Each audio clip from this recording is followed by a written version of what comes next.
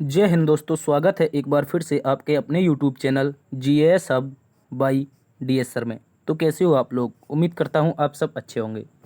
दोस्तों, आज की श्रृंखला में हम देखने वाले हैं ईपीएफओ एसएसए एग्ज़ाम 2023 के एग्ज़ाम का एनालिसिस।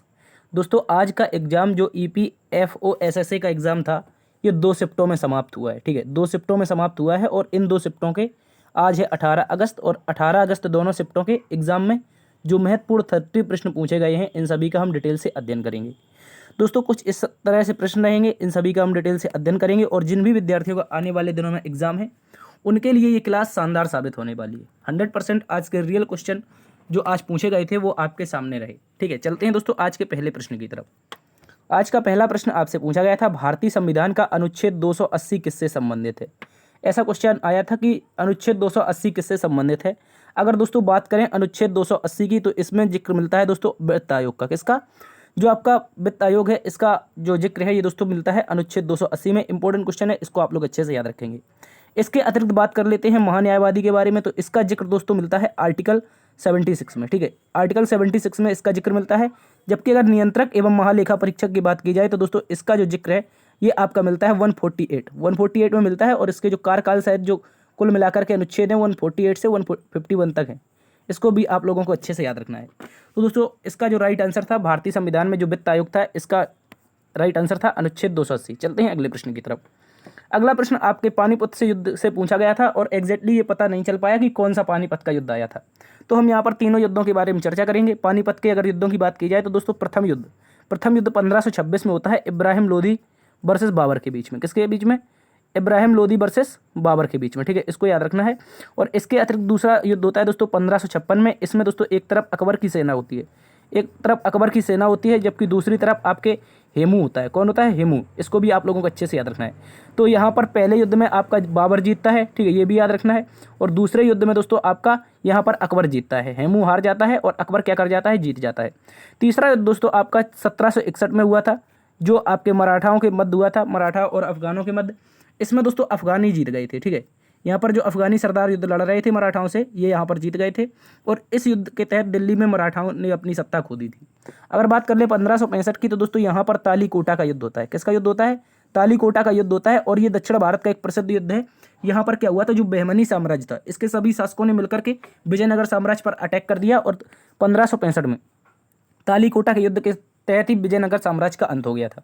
ठीक है, इसको याद रखेंगे। तो पानीपत के तीनों युद्धों में आप लोगों को याद रखना है, इनमें से कौन सा पूछा गया है, इसको आप लोग देख लेंगे। चलते हैं अगले प्रश्न की तरफ। अगला प्रश्न दोस्तों पूछा गया था, ब्लू मून क्या होता है? अगर बात कर लें ब्लू मून की, तो जब एक कैलेंडर माह में, याद रखना, जब एक कैलेंडर माह में दोस्तों 2 पूर्णिमाएं हो जाती हैं, तो जो दूसरी पूर्णिमा होती है उस चांद को दोस्तों ब्लू मून कहा जाता है। क्या कहा जाता है? इस स्थिति में आपका चांद हल्का नीला दिखाई देता है और ये जो घटना है ये आपकी ब्लू मून कहलाती है। इसके अतिरिक्त दोस्तों एक घटना होती है सुपर मून की। अगर सुपर मून की बात की जाए, तो मान लीजिए ये आपका पृथ्वी है, क्या ये आपका अर्थ है, और यहाँ पर आपका सन है। ठीक है, क्या है? सन है। जब चंद्रमा यहाँ पर मान लीजिए ये चंद्रमा है और पृथ्वी के जब नज़दीक होकर चमकता है, पृथ्वी के सबसे निकटतम बिंदु पर चमकता है, तो ये घटना दोस्तों क्या कहलाती है? सुपर मून कहलाती है। कह रहा है जब सूर्य की पूरी रोशनी से नहाया हुआ पूरा चांद पृथ्वी के सबसे नज़दीक बिंदु के पास से गुजरता है, तो यह विशाल एवं भव्य दिखाई देता है। तो ये घटना सुपर मून होती है। जबकि एक कैलेंडर माह में 2 पूर्णिमा और दूसरी पूर्णिमा जो होगी उसे ब्लू मून कहा जाएगा। चलते हैं अगले प्रश्न की तरफ। अगला प्रश्न दोस्तों आपसे पूछा गया था, भारत की प्रथम महिला प्रधानमंत्री। बहुत ही आसान प्रश्न था और इसको आप लोग अच्छे से याद रखेंगे। इसका राइट आंसर श्रीमती इंदिरा गांधी हो जाएगा। यहाँ पर क्या पूछा है? प्रेसिडेंट नहीं पूछा, यहाँ पर पूछा है आपसे प्रधानमंत्री। ठीक है, प्राइम मिनिस्टर पूछा है, तो ये राइट आंसर इंदिरा गांधी होगा। जबकि पहली महिला प्रेसिडेंट कौन थी? श्रीमती प्रतिभा पाटिल। ये भी याद रखना है। फर्स्ट लेडीज प्रेसिडेंट कौन थी? तो इसको याद रखना है आप लोगों को, श्रीमती प्रतिभा पाटिल थी। जबकि सेकंड लेडीज प्रेसिडेंट आपकी श्रीमती द्रौपदी मुर्मू है वर्तमान में। अगर सरोजिनी नायडू की बात की जाए दोस्तों, ये भारत की पहली महिला राज्यपाल थी। क्या थी? फर्स्ट महिला राज्यपाल थी। ये भी आपको याद रखना है, इंपॉर्टेंट क्वेश्चन है ये सारे के सारे, इनको याद रखना है। हो सकता है आगे ऐसे क्वेश्चन पूछ लिए जाएं। चलते हैं अगले प्रश्न की तरफ। अगला दोस्तों क्वेश्चन पूछा गया था, सिक्किम राज्य का गठन किस वर्ष हुआ था? अगर बात कर लें सिक्किम राज्य के बारे में, तो जो इसका गठन है दोस्तों ये 1975 में हुआ था। और ये जो तारीख थी ये आपकी लगभग 16 मई थी। कौन थी? 16 मई की तारीख थी। और दोस्तों सिक्किम राज्य से संबंधित 2 संविधान संशोधन है। एक आपका है दोस्तों 35वां संविधान संशोधन। कौन सा? याद रखना है 35वां कॉन्स्टिट्यूशन अमेंडमेंट। जबकि दूसरा आपका 36वां कॉन्स्टिट्यूशन अमेंडमेंट। इसमें दोस्तों क्या हुआ था, जो 35वां संविधान संशोधन था, यहाँ पर सिक्किम को अर्ध राज्य का दर्जा मिला था। कैसे राज्य का? अर्ध राज्य का। यानी सिक्किम से कहा गया था पहले आप भारत में मिलकर देख लीजिए किस तरह से यहाँ पर भारत आपके साथ व्यवहार करता है, किस तरह से भारत में आप शामिल होंगे, आपके लोगों को क्या सुविधाएं मिलती हैं। तो इस तरह से 35वें संविधान संशोधन के तहत सिक्किम को अर्धराज्य का दर्जा दिया गया। जबकि 36वां संविधान संशोधन आपका होता है 1975 में, और इसको राष्ट्रपति की जैसे ही मोहर लगती है 16 मई को, और सिक्किम भारत का पूरा राज्य बन जाता है। और दोस्तों यहाँ पर चोग्याल वंश के अंतिम राजाओं का शासन हुआ करता था। सिक्किम पहले स्वतंत्र देश रहा करता था, ठीक है, इसको भी याद रखेंगे। आगे दोस्तों कह रहा है कि 1987 की बात की जाए दोस्तों, यहाँ पर आपका गोवा का गठन हुआ था। किसका हुआ था? गोवा का, ठीक है, इसको याद रखना है। अगर 1971 की बात की जाए दोस्तों, यहाँ पर हिमाचल प्रदेश का गठन होता है, ठीक है, ये भी याद रखने हैं, कुछ क्वेश्चन आपसे एग्जाम में पूछे जाएंगे। चलते हैं अगले प्रश्न की तरफ।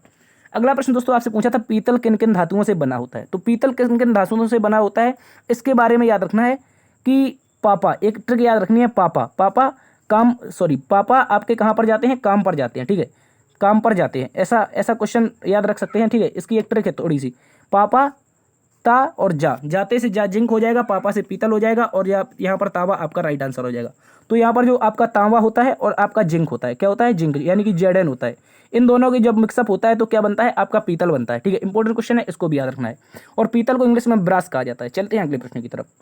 अगला प्रश्न पूछा गया था लोहे में कौन सा अयस्क पाया जाता है। तो लोहे के बहुत सारे अयस्क हैं, जिनमें से दोस्तों आमतौर पर सबसे अच्छा जो होता है वो मैग्नेटाइट होता है, जैसे Fe3O4 कहा जाता है, जबकि दूसरा हेमेटाइट होता है, Fe2O3 होता है, तो तीसरा आपका गोएथाइड होता है जो आपका Fe होता है, जबकि लिमोनाइट एक होता है, इसको भी याद रखना है।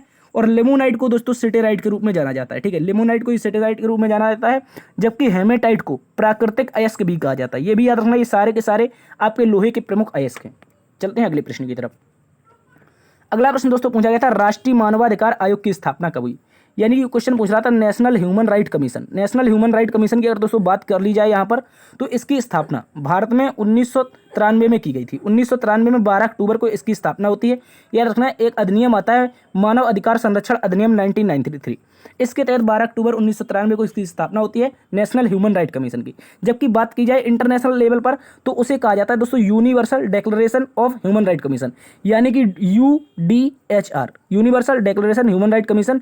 दोस्तों इसकी स्थापना 10 दिसंबर 1948 को पेरिस में की गई थी UNO के द्वारा। किसके द्वारा? UNO के द्वारा, ठीक है, इसको भी याद रखना है। विश्व लेवल पर जो आपके जो मानवाधिकार की संरक्षण करता है ये होता है UDHR, जबकि भारत के लेवल पर जो मानवाधिकार संरक्षण करता है वो आपका होता है national human right commission. Important question है, सारे के सारे इनको याद रखना है। और दोस्तों आप सभी को पता होगा 10 दिसंबर को कौन सा दिवस मनाया जाता है? राष्ट्रीय मानवाधिकार दिवस मनाया जाता है। क्यों मनाया जाता है? तो पेरिस में आपकी UDHR की स्थापना हुई थी। चलते हैं अगले प्रश्न की तरफ। अगला प्रश्न दोस्तों पूछा था हिंदी भाषा का जिक्र भारतीय संविधान के किस अनुच्छेद में मिलता है। अगर दोस्तों यहाँ पर बात कर ली जाए हिंदी भाषा की, तो यहाँ पर भारतीय संविधान का अनुच्छेद है 343A। हालांकि पूरा भाग आपका 17, जो आपका भाग 17 है दोस्तों, यहाँ पर अनुच्छेद आपके 343 से लेकर के यहाँ पर 343 से लेकर के 351 तक जितने भी अनुच्छेद हैं ये आपके भाषाओं से संबंधित है, ठीक है। और उसी में आपकी हिंदी भाषा आती है जो भारतीय संविधान के अनुच्छेद 343 क्लॉज 1 में दी गई है, ठीक है। और ये यहाँ पर कहा गया ये हमारे देश की राजभाषा होगी, ठीक है, इसको याद रखना है। कह रहा संविधान सभा में राजभाषा पर 3 दिन लंबी बहस के बाद 14 सितंबर 1949 को दोस्तों संविधान ने हिंदी को सर्वसम्मति पर राजभाषा का दर्जा दिया था। और कह रहा है हमारे संविधान में के भाग 17 अनुच्छेद 343 से 351 तक राजभाषा को लेकर विशेष प्रावधान दिए गए। तो दोस्तों ये भी याद रखना है कि जो 14 सितंबर है यहाँ पर जो आपको डेट दिखाई दे रही है ये वाली, तो इसी दिन दोस्तों हम क्या बनाते हैं? राष्ट्रीय हिंदी दिवस मनाते हैं। क्या मनाते हैं? याद रखना है, राष्ट्रीय हिंदी दिवस मनाते हैं। इंपॉर्टेंट क्वेश्चन है, यही कारण है कि जो आपका 14 सितंबर 1949 था, संविधान सभा के द्वारा हिंदी को सर्वसम्मति के आधार पर क्या मिला था? राजभाषा का दर्जा मिला था। यह भी इंपॉर्टेंट क्वेश्चन है, इसको याद रखना है। चलते हैं अगले प्रश्न की तरफ। अगला प्रश्न दोस्तों आपसे पूछा गया था कि भूगोल का जनक किसे कहा जाता है। देखिए भूगोल के जनक अलग अलग वैज्ञानिकों के मतों के अनुसार अलग अलग हैं, लेकिन दोस्तों यहाँ पर जो सबसे चर्चित नाम है वो आपका प्राचीन ग्रीक के स्कॉलर एरिस्टोस्थनीज का। क्या नाम है? एरिस्टोस्थनीज को दोस्तों भूगोल का जनक कहा जाता है या व्यवस्थित भूगोल का जनक कहा जाता है। ये भी याद रखना है, व्यवस्थित भूगोल का जनक या भूगोल का जनक किसको कहा जाता है? एरिस्टोस्थनीज को, क्योंकि एरिस्टोस्थनीज ने पहली बार जियोग्राफी शब्द को व्यवहार में किया था, क्योंकि एरिस्टोस्थनीज पहली बार पृथ्वी के परिधि मापा था। यानी कि पृथ्वी की परिधि मापने का श्रेय किसे जाता है? एरिस्टोस्थनीज को जाता है। और कह रहा है उसी समय सबसे सही इसके अलावा पृथ्वी से सूरज का दूरत्व भी मापा था। यानी कि पृथ्वी और सूरज, या मान लीजिए यहाँ पर सन है और यहाँ पर आपकी अर्थ है, इन दोनों की जो डिस्टेंस थी, ये जो सटीक मापी थी, ये आपकी एरिस्टोस्थनीज ने मापी थी, उस समय की सटीक थी, ठीक है, इसको याद रखना है। तो इसी कारण इनको क्या कहा जाता है? भूगोल का जनक कहा जाता है। इसके अतिरिक्त याद रखना है एरिस्टोस्थनीज भूगोल में व्यवस्थित रूप दिया, इसके लिए एरिस्टोस्थनीज को व्यवस्थित भूगोल का जनक कहा जाता है, ठीक है, ये भी याद रखना है। कौन सी भूगोल? व्यवस्थित भूगोल का जनक। लेकिन एक स्कॉलर हुए हैं, उनका नाम है H.F. टॉजर। H.F. टॉजर ने हिकेटियस को दोस्तों 550 ईसा पूर्व, जो हिकेटियस नाम का व्यक्ति था, इसको भूगोल का जनक माना है। किसने माना है? तो याद रखना है, एक स्कॉलर थे H.F. टॉजर, इनके द्वारा माना गया है, क्योंकि हिकेटियस ने स्थल भाग को सागरों से घिरा हुआ माना था और 2 महादेशों का ज्ञान भी दिया था। यानी 2 महाद्वीपों का ज्ञान किसने दिया? हिकेटियस ने दिया। और उन्होंने कहा था कि जितना भी अपना जो स्थल, पृथ्वी पर जितना भी स्थल भाग है वो समुद्र से घिरा हुआ है, तो इस कारण H.F. टॉजर के माध्यम से हिकेटियस को जनक कहा जाता है। लेकिन जो चर्चित नाम है वो आपका एरिस्टोस्थनीज है। इसका राइट आंसर एरिस्टोस्थनीज हो जाएगा। चलते हैं अगले प्रश्न की तरफ। अगला प्रश्न दोस्तों कह रहा है कि अमेरिका का स्वतंत्रता दिवस कब मनाया जाता है? यानी कि जो अमेरिका का इंडिपेंडेंस डे है, ये हमसे पूछा है। तो दोस्तों बात कर ली जाए 4 जुलाई की। 4 जुलाई को दोस्तों अमेरिका अपना स्वतंत्रता दिवस मनाता है। 4 जुलाई के रूप में ही मनाया जाता था। क्यों मनाया जाता है? तो याद रखना 4 जुलाई 1776। 4 जुलाई 1776 को यूनाइटेड स्टेट ऑफ अमेरिका को ग्रेट ब्रिटेन से आज़ादी मिलेगी। ठीक है, कह रहा है लंबे संघर्ष के बाद 2 जुलाई 1776 को 13 अमेरिकी कॉलोनियों में से 12 ने आधिकारिक तौर पर ग्रेट ब्रिटेन से अलग होने का फैसला किया और कॉन्टिनेंटल कांग्रेस के द्वारा एक वोट के माध्यम से स्वतंत्रता की मांग की थी। कब की थी? 2 जुलाई को। और ये जो 2 जुलाई की मांग, 2 जुलाई 1776 की मांग 12 कंपनियों द्वारा जब की गई, तो 2 दिन बाद 4 जुलाई को सभी 13 कॉलोनियों ने स्वतंत्रता की घोषणा को अपनाने के लिए मतदान कर दिया। यानी कि जो एक कंपनी नहीं मान रही थी, वो भी आपकी 4 जुलाई को मान गई और एक घोषणा पत्र के हस्ताक्षर करके खुद को आज़ाद घोषित कर दिया था इन लोगों ने। तो याद रखना है 4 जुलाई 1776 इंपॉर्टेंट डेट है तो अमेरिका के लिए। चलते हैं दोस्तों अगले प्रश्न की तरफ। अगला प्रश्न कह रहा है दोस्तों, भारत किस अवधि से किस अवधि के बीच G20 की अध्यक्षता करेगा? यानी कि भारत की जो G20 अवधि है, इसकी डेट पूछी गई है कि भारत ने G20 की अध्यक्षता कब से कब तक के लिए चुना गया है। तो याद रखना है भारत को 1 दिसंबर 2022 से 30 नवंबर 2023 तक G20 की अध्यक्षता करेगा। G20 अध्यक्षता के तहत 1 वर्ष के लिए G20 एजेंडा का संचालन किया जाता है। कह रहा है दोस्तों G20 लोगो, यानी कि G20 का जो लोगो है दोस्तों, इसके नीचे देवनागरी लिपि में भारत लिखा हुआ है। भारत का G20 अध्यक्ष का जो विषय यानी कि जो थीम है वो वसुधैव कुटुंबकम है। इसका जो अर्थ होता है एक पृथ्वी, एक कुटुंब, एक भविष्य, यानी कि 1 अर्थ 1 फैमिली 1 फ्यूचर। ठीक है, ये आपका क्या है दोस्तों? ये G20 का क्या है? विषय है, यानी कि थीम है। इसके अतिरिक्त यह विषय जो ये थीम है दोस्तों, ये आपकी महाउपनिषद प्राचीन संस्कृत पाठ से ली गई है। ये भी याद रखना है। चलते हैं अगले प्रश्न की तरफ। अगला प्रश्न दोस्तों पूछा था, पुरुष हॉकी विश्व कप का खिताब किसने जीता है? तो ये क्वेश्चन एक लेटेस्ट क्वेश्चन है। ये इसका राइट आंसर हो जाएगा जर्मनी। पुरुष हॉकी विश्व कप की बात की जाए दोस्तों, ये 15वें रूप का था और इसका जो आयोजन था ये आपका भारत में किया गया था। कहाँ पर किया गया था? भारत में। कह रहा है जर्मनी ने पुरुष हॉकी विश्व कप का खिताब 2023 का जीत लिया है और कलिंगा स्टेडियम में खेले गए फाइनल में जर्मनी ने बेल्जियम को पेनल्टी शूटआउट में हराया है। जर्मनी का यह तीसरा वर्ल्ड कप खिताब है और उसने खिताब जीतने के मामले में ऑस्ट्रेलिया न्यूजीलैंड की बराबरी कर ली है। ठीक है, जर्मनी ने इससे पहले 2002 और 2006 में क्या जीते थे? खिताब जीते थे। जबकि दोस्तों बात कर लें जो आपके पुरुष हॉकी विश्व कप का सर्वाधिक खिताब किसने जीता है, तो याद रखना है पाकिस्तान ने जीता है। किसने जीता है? पाकिस्तान ने। ये भी राइट आंसर याद रखना है। चलते हैं अगले प्रश्न की तरफ। अगला प्रश्न दोस्तों पूछा गया था, दसियट्टम शास्त्रीय नृत्य के नाम से कौन सा नृत्य जाना जाता है? तो दोस्तों याद रखेंगे जो दसियट्टम है ये भरतनाट्यम के जाना जाता है। भरतनाट्यम को दसियट्टम के रूप में जाना जाता है। कह रहा दक्षिण भारत में तमिलनाडु का भरतनाट्यम मंदिरों में के समीप नर्तकियों की कला इसके विकसित हुआ है और इसे सादरट्टम या दसियट्टम के नाम से जाना जाता है। यानी कि दोस्तों जो आपके तमिलनाडु के मंदिरों में नर्तकियां रहती थी उनको क्या कहा जाता था? दासी कहा जाता था। और वो नर्तकियों के द्वारा किया गया नृत्य क्या हो गया? दासियट्टम हो गया। ठीक है, इंपॉर्टेंट क्वेश्चन है, इसको याद रखना है। भरतनाट्यम जो कि भारत का पहला शास्त्रीय नृत्य है। ठीक है, भारत का सबसे पुराना और पहला शास्त्रीय नृत्य याद रखना है। ये इंपॉर्टेंट क्वेश्चन है जो कि भरतनाट्यम से संबंधित है और ये कहाँ पर होता है दोस्तों? ये तमिलनाडु में होता है। ये भी याद रखना है। चलते हैं अगले प्रश्न की तरफ। अगला प्रश्न देखिए, यहाँ पर भारत में शास्त्रीय नृत्यों से संबंधित सूची और उनके उद्गम राज्य। तो सबसे पहले भरतनाट्यम की बात की जाए तो तमिलनाडु में हुआ था। कथक की बात की जाए उत्तर प्रदेश में हुआ। कुचिपुड़ी दोस्तों आंध्र प्रदेश में। ओडिसी आपका ओडिशा में और कथकली दोस्तों केरल में। सत्रिया आपका असम में हो जाएगा। मणिपुरी आपका मणिपुर में हो जाएगा और मोहिनी अट्टम केरल में हो जाएगा। यानी कि दोस्तों याद रखना है भारत में कुल मिलाकर के 8 क्या है आपके क्लासिकल डांस है और इन क्लासिकल डांस में दो ऐसे क्लासिकल डांस है जो आपके केरल से संबंधित है। ये याद रखना है, इंपॉर्टेंट क्वेश्चन है। ठीक है, चलते हैं अगले प्रश्न की तरफ। अगला प्रश्न दोस्तों आपसे पूछा गया था, जीव विज्ञान में कोशिका का अध्ययन क्या कहलाता है? ऐसा क्वेश्चन आया था, कोशिका का शायद आया था। तो कोशिका का जो अध्ययन है, देखिए यहाँ पर लिखा है कोशिका का अध्ययन, ये कहलाता है साइटोलॉजी। ठीक है, यहाँ पर कोशिका का जो अध्ययन था दोस्तों ये साइटोलॉजी कहलाता है, जबकि शैवालों का अध्ययन फाइकोलॉजी कहलाता है। यहाँ पर लिखा भी है जो फाइकोलॉजी है शैवालों का अध्ययन है। कवक विज्ञान यानी कि जो आपका कवक का अध्ययन है ये आपका हो जाता है माइकोलॉजी। ठीक है, माइकोलॉजी। ठीक है, इसको भी याद रखना है, माइकोलॉजी होता है। और इसी को दोस्तों या फिर कवक का अध्ययन भी कहा जाता है और हेमेटोलॉजी कहा जाता है, रक्त का अध्ययन या उपचार। ठीक है, ये भी याद रखना है। तो यहाँ पर क्या पूछा, कोशिका का अध्ययन या फिर शैवालों का अध्ययन, इनमें से कोई एक क्वेश्चन पूछा गया था। तो शैवालों का फाइकोलॉजी, जब कोशिका का क्या हो जाएगा साइटोलॉजी। चलते हैं अगले प्रश्न की तरफ। अगला प्रश्न दोस्तों एक पुरस्कारों से संबंधित प्रश्न था, एग्जैक्टली तो उसका ऑप्शन नहीं मिल पाया है, तो याद रखना है पद्म, अगर बात करें पद्म पुरस्कारों से संबंधित प्रश्न की, तो यहाँ पर पद्म विभूषण से बात की जा रही है। किससे?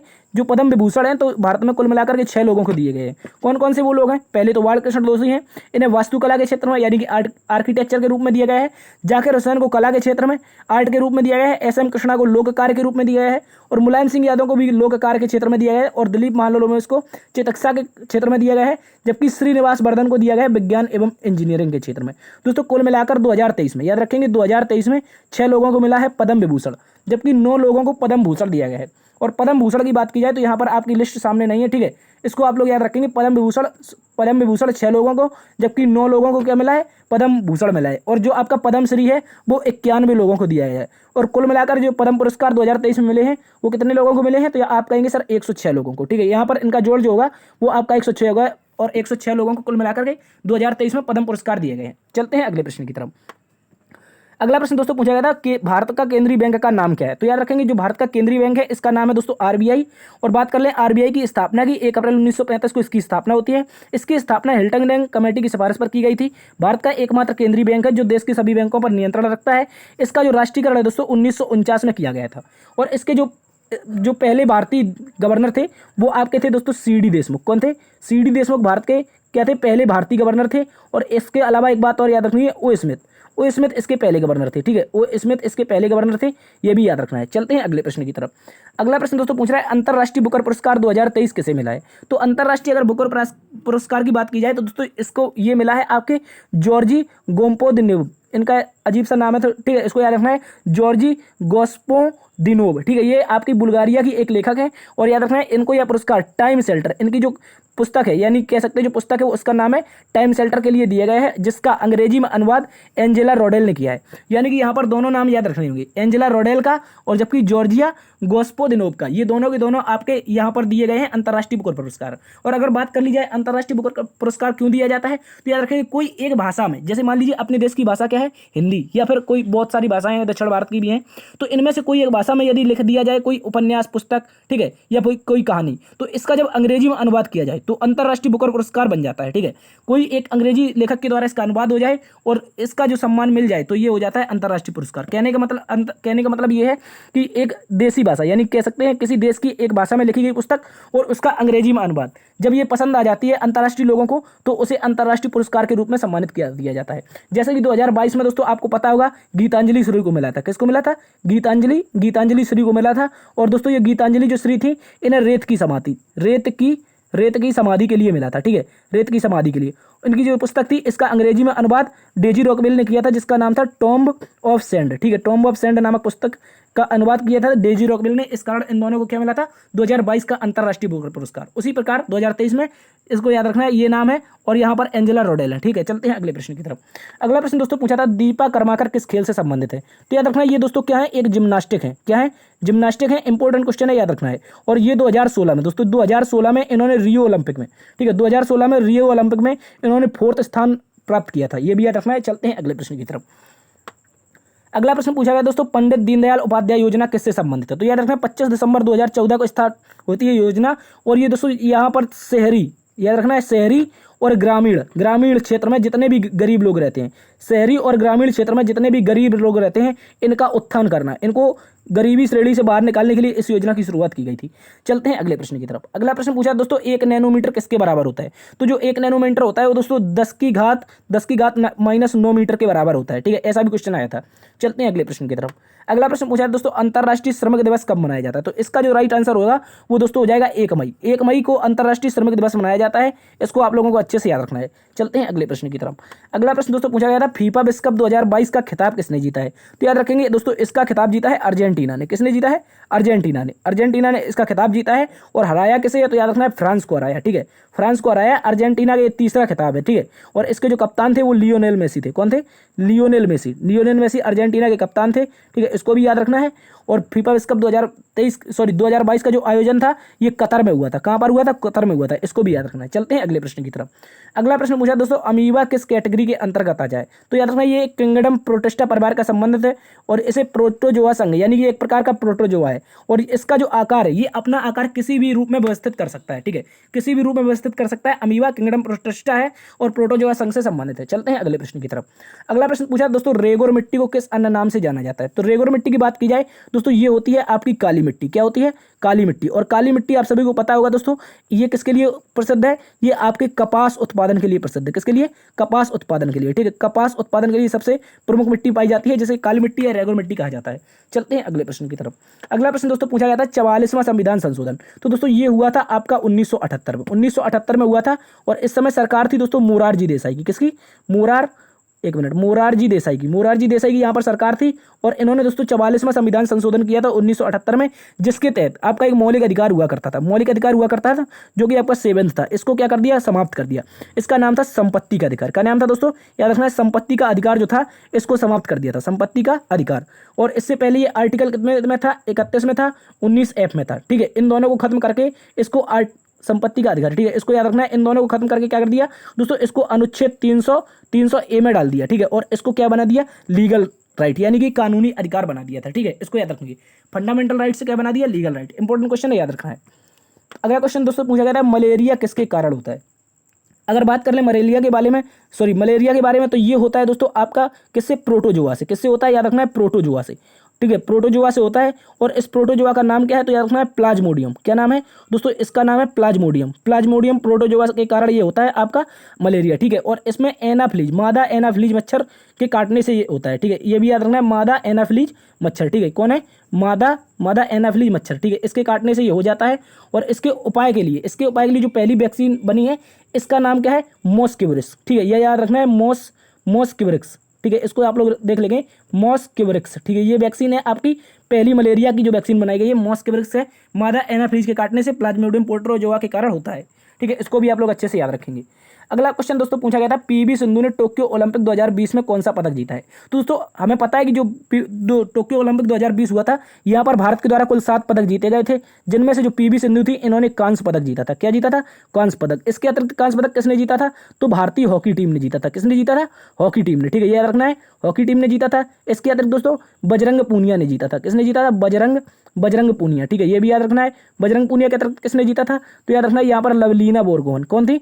लवलीना बोरगोहन। ठीक है, ये भी एक बॉक्सिंग से संबंधित थी, बोरगोहन। ठीक है, ये आपकी असम से संबंधित खिलाड़ी हैं, ये लवलीना बोरगोहन। इन्होंने क्या जीता था? कांस्य जीता था। इसके अतिरिक्त 2 थे आपके सिल्वर। क्या थे? 2 सिल्वर थे, जिनमें से आपकी एक थी मीराबाई चानू। कौन थी? मीराबाई चानू थी। ठीक है, यह याद रखना है। जबकि दूसरे थे रवि दहिया। कौन थे? रवि दहिया।